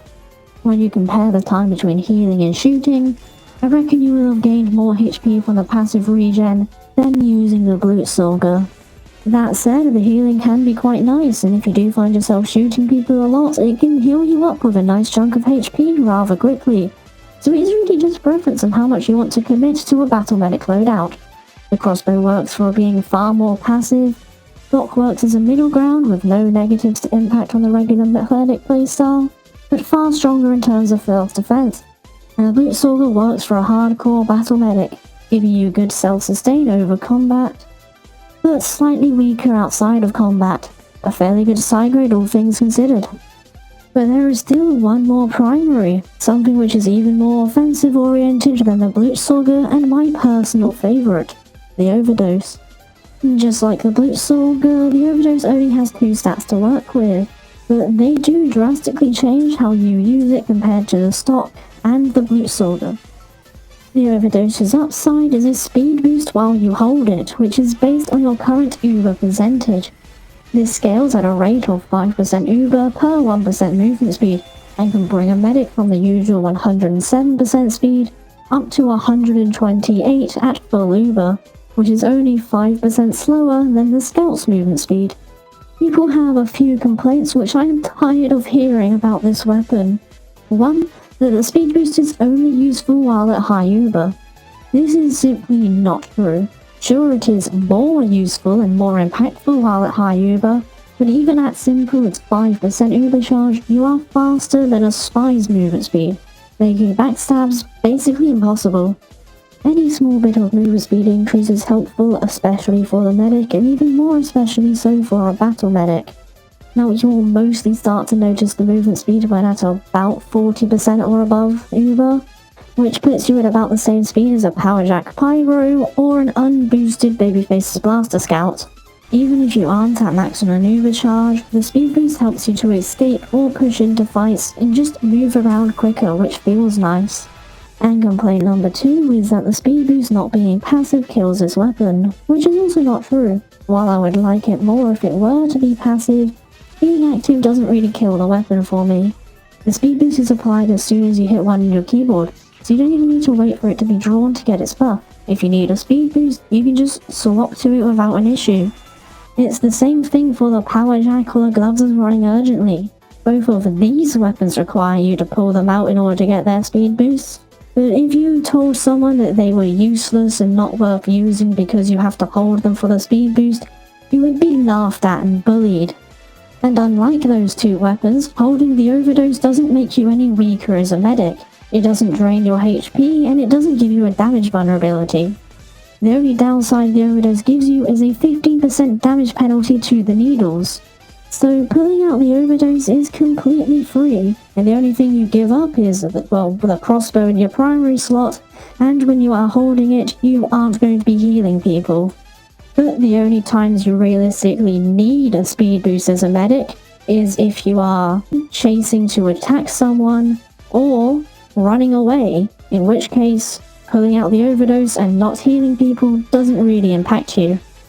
And in both of those situations, you would probably be better off dealing some damage to your enemies where, you're holding the Overdose and it deals damage and you get a speed boost. So you don't always need a speed boost, and the only time you need a speed boost is when you'd want to be holding your primary anyway. Anyway, that downside that I mentioned, minus 15% damage penalty. Now the Overdose's base damage is 9 per needle now. Now this does draw back the damage a little bit, but it is still far from weak. At base damage, it sits roughly at 86 damage per second, taking about 1.36 seconds and 40 needles to drop a 125 HP target. Just under 2 seconds and 20 needles for 175 HP, 2.3 seconds with 23 needles for 200 HP, and about 3.5 using 34 needles to chew through 300 HP. And that is before you factor in ramp up, because at maximum ramp up the needles jump back up to 10 per needle, which was 95 DPS and the same as stock's base damage. So this sounds like the worst option for a battle medic since it deals less damage, so why did I put it in most offensive spot? I mean, less damage is less damage, it must be terrible. But for a rapid fire weapon, less damage means literally nothing. For the same results that stock with a Blutsauger would give you, you need 1 extra needle, sometimes 2. So it is basically meaningless. This being said, it can sometimes screw you over, like the self-regeneration of the Blutsauger. So if you find that the lower damage is starting to really annoy you, then stock can be a good choice. Regardless, I think that the Overdose is a great option to use for a battle medic, all thanks to the speed boost.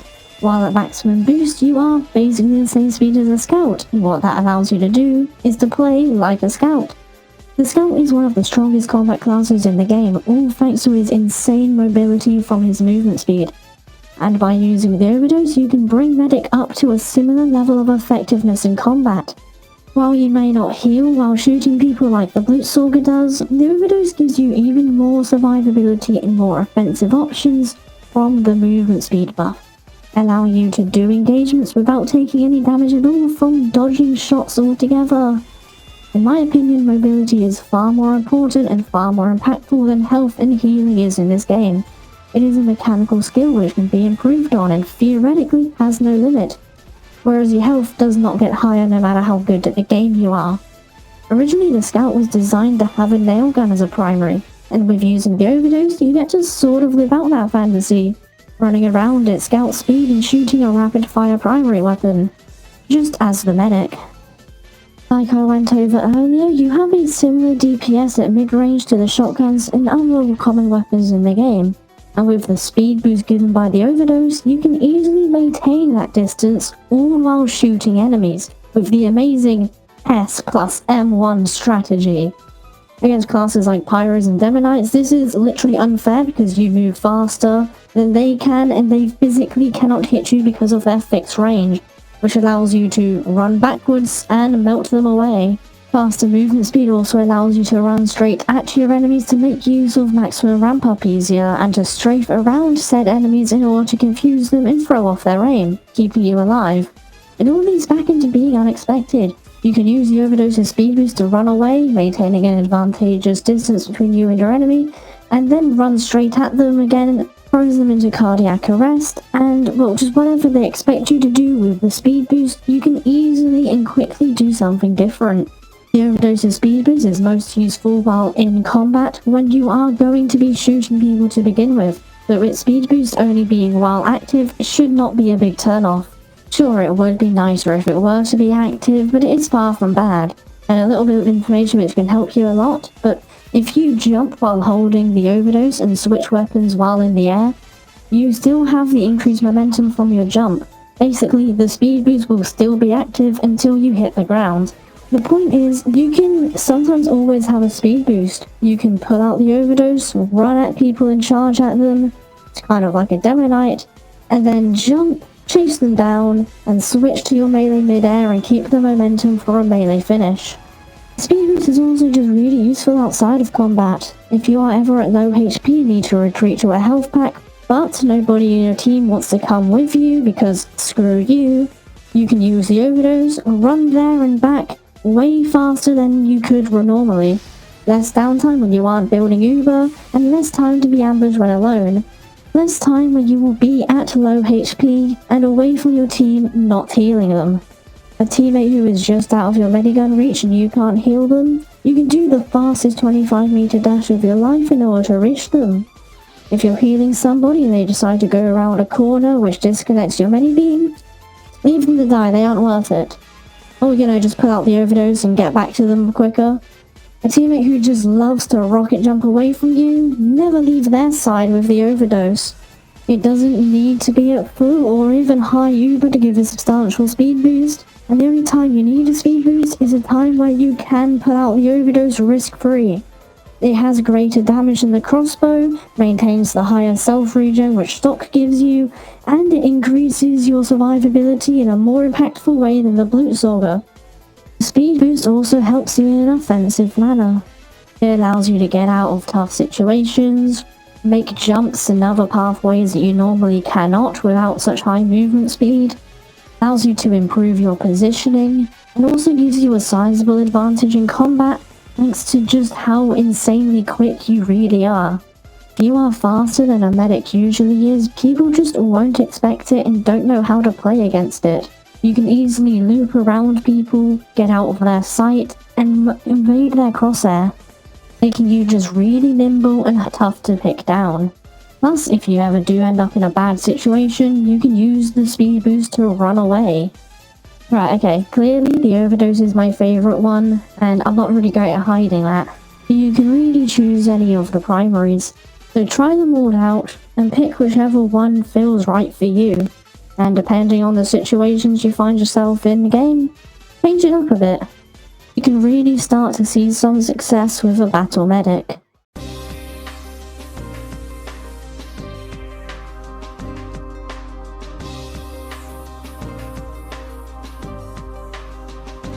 And finally, we've come to the melee weapons, the hard-hitting burst bits of damage which can really make a battle medic a force to be reckoned with, especially with random crits in casual. Melee is essentially your secondary weapon as a battle medic, considering your medigun doesn't deal any damage. I mentioned in the previous section about using your melees as a finisher to your needle guns, and that is the main thing you should use them as a medic. Medic is a really unique class of melee weapons and is actually one of the best for melee combat, as I've said multiple times already. Because of his faster than average movement speed and him having a 65 damage melee, the medic can often find themselves actually in your face for a melee kill, and often find success in doing so. Plus, because of his extra HP, the medic can survive 2's regular melee hit. I've already talked about how to actually use the melee weapons, and since they are the exact same as every other class other than the scout, if you've played the game for more than 5 minutes, you should probably have at least some melee skill, and those skills will transfer over as a battle medic. This section is mostly about which melee weapons should you actually equip, and how do you use their unique stats to benefit you. When it comes to the melee weapons for a medic, I'd say that each of them have a pretty solid role within the playstyle of a battle medic, with just one exception, and you'll probably think I'm gonna say it's the amputator, but no, it is this thing in the garbage, the stock bone saw. There is truly zero reason you would want to use this weapon over any of the unlocks the medic has. For general medic, and also for battle medic, it provides you with 0 upsides, and all of the downsides on his other melees, aside from the amputator, do not impact you at all in the slightest. So you may as well use one of the other melees for their massive upsides, which I'll discuss later. Seriously, the only reason you would ever want to use stock is if you are a fresh install, or if you want to run some kind of weapon reskin for the funny. Otherwise, you are truly just shooting yourself in the foot. On to the aforementioned amputator. It is actually pretty good, and I'll start off by going over the main reason why I use it for a battle medic, the extra health when holding it. It is a nice bit of extra healing and is nothing to scoff about, especially when it doesn't really come at a major cost. The biggest cost of it is that the healing is only when you actually hold the weapon out, and when you are holding the amputator, you aren't doing anything else. So then don't hold it out when there are more important things to do. If it is to get your HP up on either an escape or after a fight and there's no health packs nearby, it's not a bad choice, and it goes pretty well with the Blutsauger helping to negate that weapon's one downside. And that's really all there is to it, just a nice bit of extra sustain which a battle medic can really benefit from.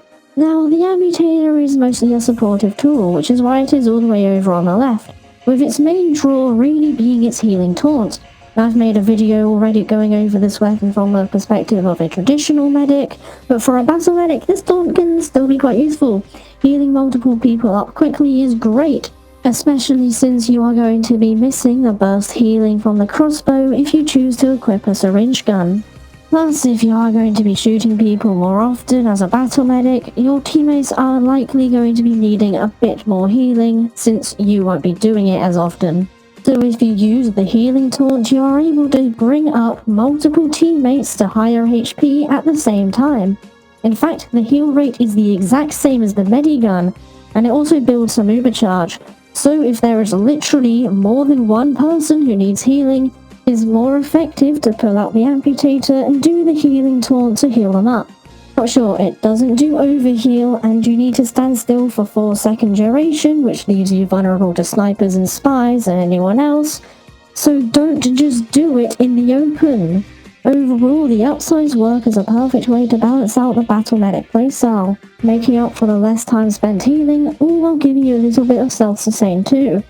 The downside, which is a 20% damage penalty, might seem counterintuitive for the playstyle, but 52 damage is still a sizable amount of HP, and the needle guns do greater damage in DPS and melee range regardless. So sometimes the melee's damage just isn't really needed, plus it can random crit, which makes it downside practically meaningless. While this won't be the primary focus of a loadout, it is a great supportive option to help balance out your loadout, keeping your supportive role as a main focus alongside your damage output. Now, something which is a bit more combat oriented but still plays a supportive role is the Solemn Vow. I'll go over its downside first, which is only a 10% slower firing speed. This means literally nothing, and which is why I believe the stock bonesaw is a piece of absolute garbage. So the only thing to discuss is its upside, which is a very supportive thing, but not for your teammates, but just for yourself. Being able to see enemy HP when you look at them. And this is completely passive, you don't even need to have the weapon out to do this, you just need to have it equipped. And this seems sort of random in all honesty for a weapon, but it is a welcome addition to the medic's arsenal. Being able to see enemy HP allows you to make more informed decisions, specifically in fight or flight, and for a battle medic, it is great for knowing if there really is a good time to shoot the enemies or just to stick with healing. And I'll go over the whole flight thing first. Now let's say you're running around as medic and then you suddenly encounter an enemy and you're using any other weapon. How low are they? Are you able to take them out? Well, you have no idea, do you? Now you need to take a gamble with every single engagement, whether or not you'll be able to actually win it. This can lead to an unnecessary death where you try and fight someone who you just can never take out, or it can lead to missed opportunity where you miss the chance to take out an enemy who you could have very easily killed. While using the Solemn Vow, you are able to see these enemies' HP, and if they are at a low HP, your odds of winning goes up, and you can make the choice to take them out, potentially giving your team an important pick. Alternatively, if you see they're at full HP and you have no chance of winning, you can use that information to run away. Using a different weapon, you limit your opportunities with this. Instead, it's do you want to bet on black or on red? You either have to play it safe and miss out on a free kill, or run head into battle and being the free kill. Another thing which is great about the Solemn Vow is that you can see if an enemy can be taken out with your melee weapon, either from the get-go or from softening them up through needles, and doing a melee finish like I mentioned earlier in the video. This can help avoid the awkward moments where you hit someone with the melee weapon after shooting them with needles, and they just kinda shrug it off and then you look at them funny. As for making the choice between shooting or healing, it is rather simple. You can see the enemy HP and you can always see your teammates' HP, and this allows you to make more informed decisions based on these two numbers. If your teammate is at high HP, then they don't exactly need your healing, and if they are too low of a HP threshold to out-heal the next shot that the enemy will dish out, your healing isn't impactful. But with the Solemn Vow, you can also see your enemy's HP, and sometimes you can look at them and realize, oh, I can just kill them. And then you do that, and then you save that dying man's life, and then you heal them. It's sort of hard to put into words just how useful being able to see enemy HP is and how it allows you to pick the best option for you to do, but it really is just so insanely useful, not to be understated. It's also really good at spotting when a spy uses a dead ringer, since you can actually see that they didn't die because you didn't do enough damage to kill them. So if you want a really solid average melee weapon to support your battle medicing, I cannot recommend it more. And if you are inexperienced with battle medic, I would recommend starting out with the Solar Vow. It allows you to make better decisions when playing, and once you get more used to the playstyle and know how much damage your weapons do, it might become a little bit unnecessary, but still, just knowing when enemies are at low HP is meaningful and will still worth using. So really do give this melee a try, especially if you are not confident in knowing when to shoot people. Okay, now here's something that's going to shock you. I like the Vitasaur, and liking the Vitasaur is apparently a really divisive topic. In my opinion, it is a really good side grade to the Ubersaur. Sometimes better, sometimes worse. Actually, I often find that its upside is more useful than the Ubersaur's, simply for one reason. As a medic, running at people with your melee is typically a bad idea. Now, in case you need a refresher and wonder why I'm directly comparing it to the Ubersaur, here are its stats. On hit, you'll gain an organ, and each organ will provide you with 15% of your Uber charge onto your next life. Only 4 organs will count to this, so the cap is 60% Uber.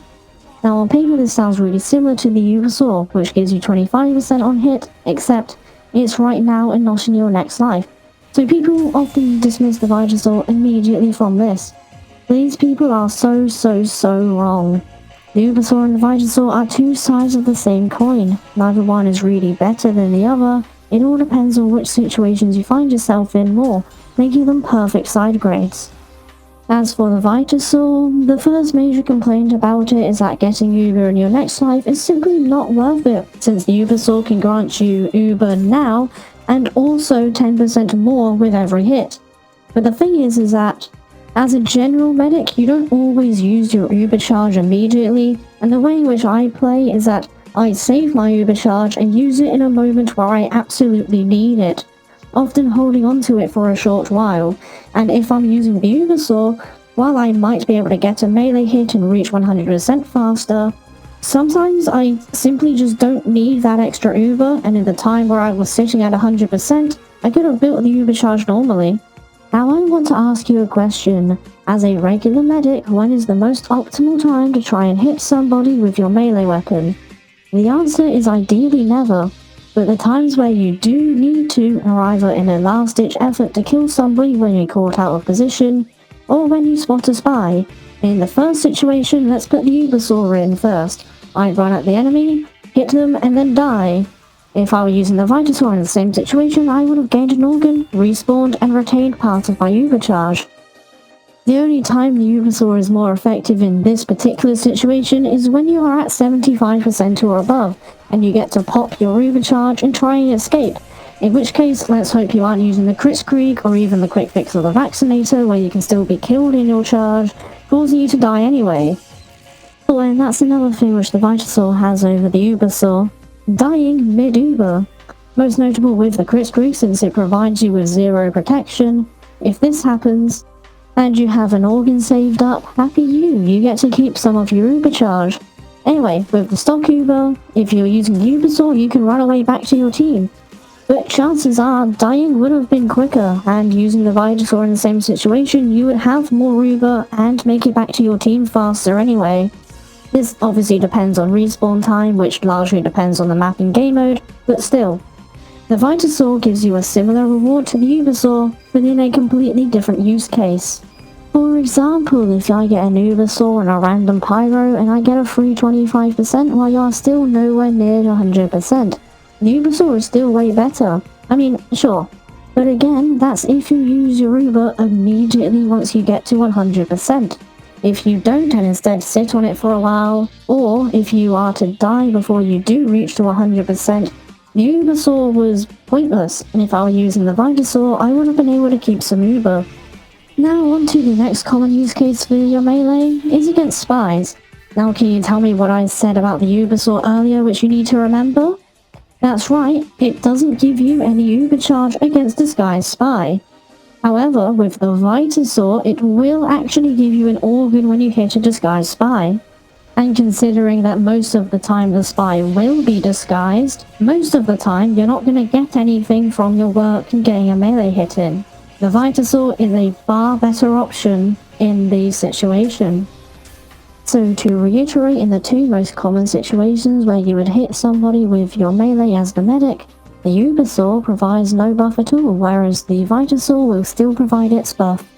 Now, this has been from a more generic point of view, so how does the Vitasaur work for a battle medic?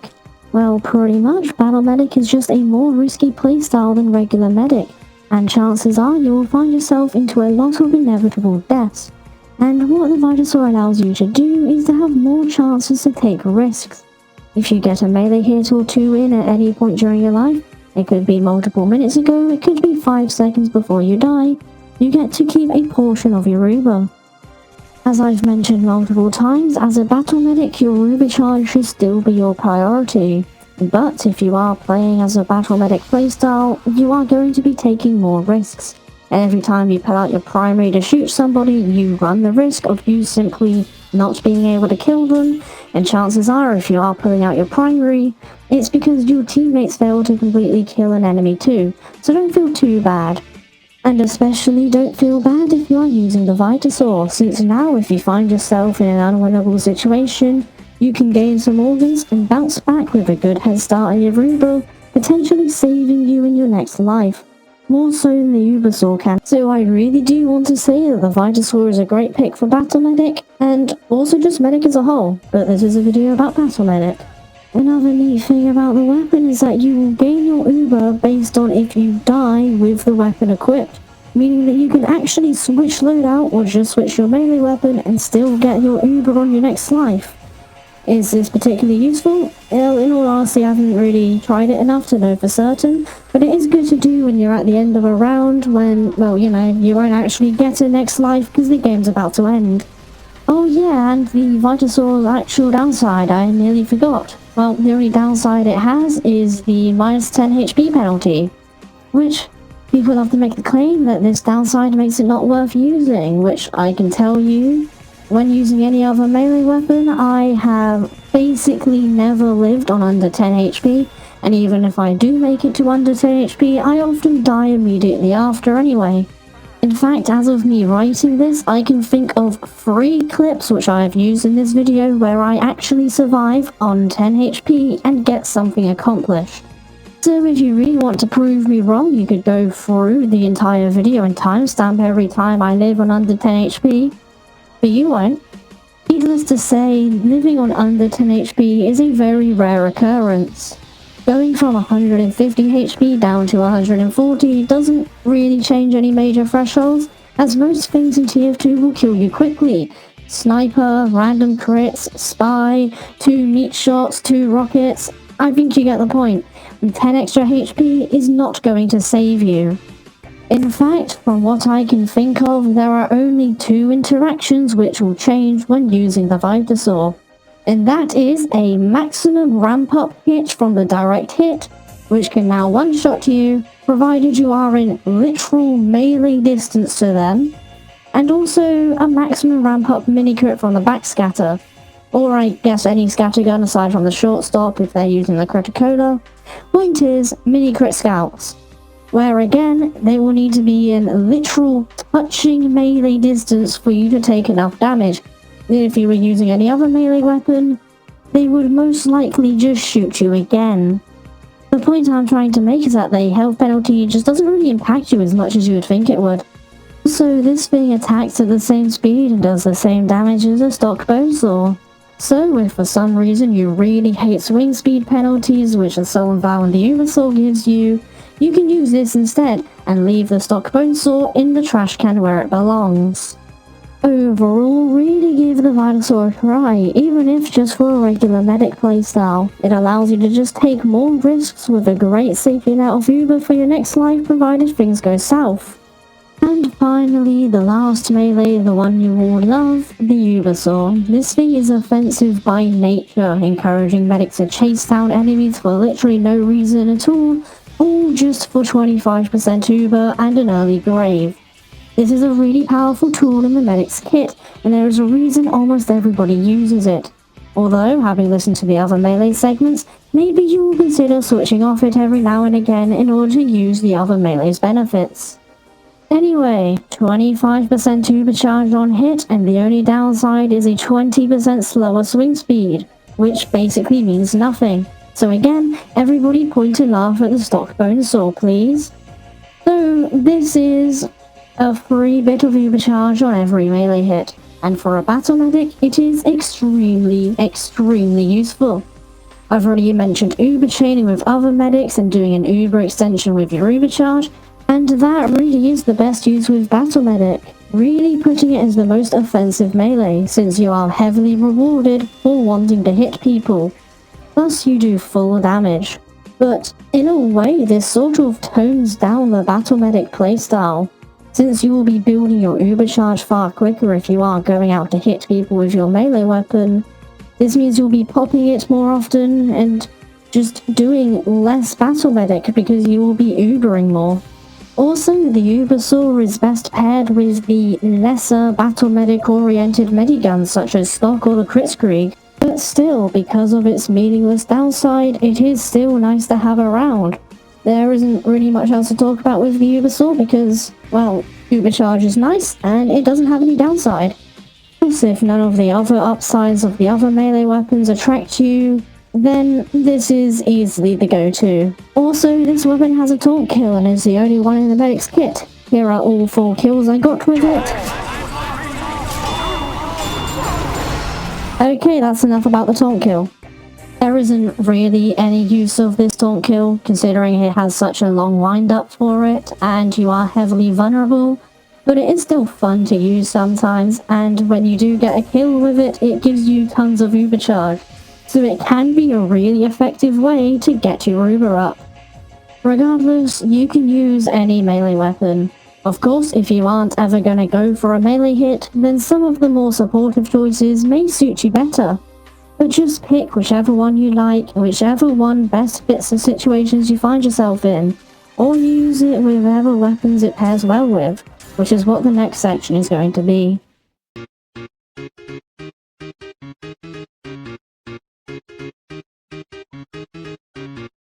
So now that we've torn through what each of the medic's weapons can actually do individually, it is time to look at what happens when you start putting them together. I've already alluded to a few weapon combos throughout the previous sections, but since few people actually know much about Battle Medic, I think it is a good idea to give some suggestion loadouts. Because the Battle Medic isn't just one thing, it's not a single build, and it is definitely not just equip this and you are suddenly a different class. It is a spectrum, and depending on what you choose to run in your own personal playstyle, Battle Medic can be a very different experience. Some loadouts will keep you feeling almost identical to a regular medic, some quietly sneak damage into your kit, and some completely lean into frontline or a flank combat-esque class.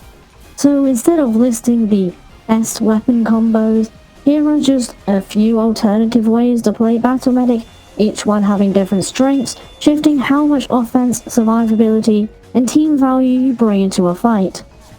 The first loadout I'd like to go over is something I've named the Comfort Pick. This is the Crusader's crossbow, the stock medigun, and the Uber saw. Not because it's very Battle Medic-like, but mainly because it isn't, and instead is just the default medic experience. This is the loadout which most people already trust, most teams already expect, and most situations already accommodate. And that is exactly what makes it effective for Battle Medic. You don't need to change your loadout or change your role, just simply change your mindset, which is what I believe the core of Battle Medic is. You're still going to be healing consistently, still building your uber charge, and still playing around your team. The difference is that you will now be actively looking for moments where you can apply pressure without abandoning your responsibilities. In short, if you ever spot an out-of-place enemy, shoot them a crossbow or hit them with your uber saw instead of standing by idle. Because this loadout is so familiar, it gives you the freedom to experiment mentally rather than mechanically. There's no commitment, no gimmick, and no expectation that you suddenly start playing recklessly. It just allows you to play offensively in a supportive manner, without abandoning your medic role, especially since the crossbow will reload passively. You won't need to be away from your medic healing duties for a long period of time if you do choose to do some combat, making it a perfect conservative choice. It's comfy because nothing about it feels wrong. You're still the medic from TF2, just one who will occasionally bite back. But if you want to add a little bit more bite into your loadout, that is where the next one comes in, dubbed the wild card. This one runs the stock syringe gun, stock medigun, and the solemn vow. And the reason it sticks to the stock needles is actually really important. The Blutsauger trades away your passive regeneration, and that can quietly mess you up if you are still playing mostly like a regular medic. You end up relying on damage to stay alive, which isn't always possible when your priority is keeping your teammates healthy. And while the overdose has its own strengths, the lower damage can mean that you're stuck in fights longer, which is time when you are not healing. The stock needles avoid both of these problems. They let you apply pressure with self-defense without changing how survivable you really are, and without dragging you away from your team longer than necessary. The solemn vow is the real star of this loadout and is what makes it the real wildcard. You can see when somebody rushing you down is already weak due to you being able to see their HP. You can know if they've overextended, which allows you to really know whether or not you are making the right decision to pull out your needle gun and start shooting. You can simply spot an enemy, start shooting them, and then go straight back to doing your job as quickly as possible. No long duels, no full commitment, just fast controlled pressure. And if you do want to experiment, you can absolutely use any of the different needle guns, and it will technically work here. These loadouts aren't really strict rules, more of just a helping hand, a starting point that lets you explore Battle Medic without throwing yourself into the deep end. Speaking of the deep end, the next loadout, Kritzkrieg Cycle. This loadout runs the Overdose, the Kritzkrieg, and the Vitasaur, and this is where Battle Medic stops being just a mindset shift and also becomes a loadout shift, but also completely changing how you play the class. Everything here is built around keeping pressure and moving forward. The Kritzkrieg encourages constant aggression, but it still anchors you to your team. You need to be close to a teammate to make real use of it, which means you are always pushing with someone rather than diving in alone. Unlike with stock, it also gives you no safety net. If a push goes wrong, you normally lose everything. The Vitasaur exists specifically to soften that risk. If you die mid-push, you don't need to have a hard reset. You can come back in with charge already banked, which means your next push starts sooner and hits harder. The Overdose then turns that stored charge into physical movement, allowing you to be sliding back into the fight quicker than anybody expects. It keeps your tempo high and makes sure that even your deaths do not fully stop your momentum. If you find that the enemy team is regularly handing you free melee hits, the Ubersaw can also slot into this loadout surprisingly well in those situations. Gaining charge directly can be even stronger than preserving it, letting you snowball harder. But I prefer the Vitasaur. This is the loadout where you stop waiting for perfect moments and you instead create them. You take more risks, you force space, and you keep the enemies permanently under pressure. Once you start rolling, you are not just playing it for a single push anymore, you are playing to keep the match moving in your favor permanently. But sometimes your team just cannot keep you alive, and that is where the self-sustaining support comes in. This loadout runs the Blutsauger, the Vaccinator, and the Amputator, and it exists for those games where you are just constantly under pressure, constantly being forced to take duels, and constantly needing to fend for your life where your teammates are doing nothing about it. The Blutsauger and the Amputator cover each other's weaknesses perfectly. The Amputator discourages going for melee hits with its lower damage, while the Blutsauger actively encourages landing needle hits by rewarding you with health. One pushes you away from using it for combat, and the other one mandates it. Together they smooth out each other's downsides. The Blutsauger will trade away your natural regeneration, and the Amputator will quietly give it back, letting you recover without needing to fully disengage.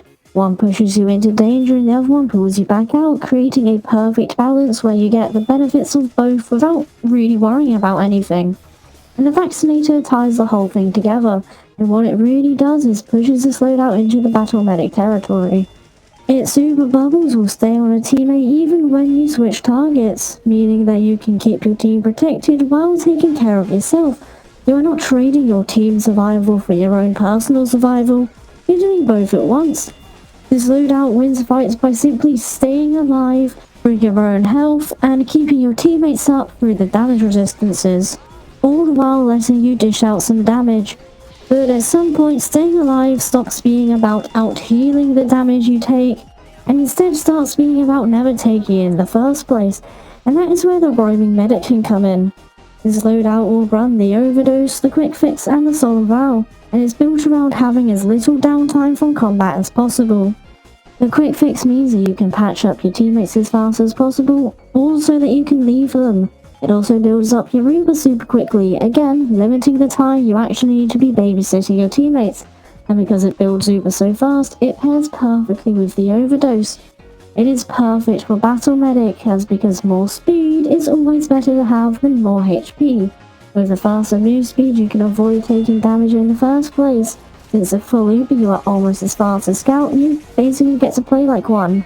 Running in and out of fights, roaming around the map by yourself, with little things the enemies can really do about it.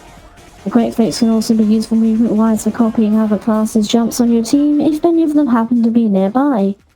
And the solemn vow rounds it all out, allowing you to see enemy HP and knowing when it is better to prioritize targets and when it's better to run away or keep fighting. Plus, with the quick fix's Uber, if there really is no escape option, you can hit right click, pop it on yourself and use the healing to force your way out of a situation or fight your way through. Uber Sword can also be a good substitution for the solemn vow if you feel that seeing enemy HP just isn't really necessary. And it will allow you to extend the quick fix Uber and also build up more Uber far quicker if you do ever use it. I personally prefer the solemn vow. Oh, and also this is an actual item set which is in the game, the clinical trial set. Maybe they were onto something here. Now none of these loadouts are gospel of course, they are all just my opinion on what I think is cool. And I would highly recommend you try out any combo of weapons you may come to like. And hey, tell me about them in the comments, I'd love to hear them. Before we finish, I just want to quickly go back to something I said right at the start of the video. Battle Medic is not about one specific loadout, it's not about copying a correct build, it is just a playstyle. It is simply choosing to play the medic in a more proactive way while still doing your actual medic job. This video was meant to show how open that really can be. You don't need to run one exact set of weapons to do this. You don't need to fully commit by going to the front lines without your team every single game, and you definitely don't need to stop healing them in order to play more aggressively. Battle Medic is a choice, and it's the way in which you approach fights. It's about knowing when you can step forward and when you should back off, and when you can get away with just doing a little bit more than what you normally should. All you really need to do is pick the weapons you enjoy, try some of his stuff out, and see what works for you. And finally, a huge thank you to anyone who did actually make it this far, especially if it was in one sitting. This is by far the longest thing I've ever worked on, and I really hope you did enjoy it. If you made it this far in, I would be shocked if you were not subscribed. And also if you didn't like the video, I mean, 2 hours is a pretty long time to do something you don't enjoy. I wouldn't be sad if you clicked off. I mean, it's a bit late now, but, you know. I've got a public Discord, which you can find in the description if you wish to join that. I don't know why you would, but you can. Anyway, thank you so much for watching. If you ever do want to go back and watch a specific section, the chapters will be marked on the timeline to make that easy. And, well, that's just about it. So, thank you, bye, see you later.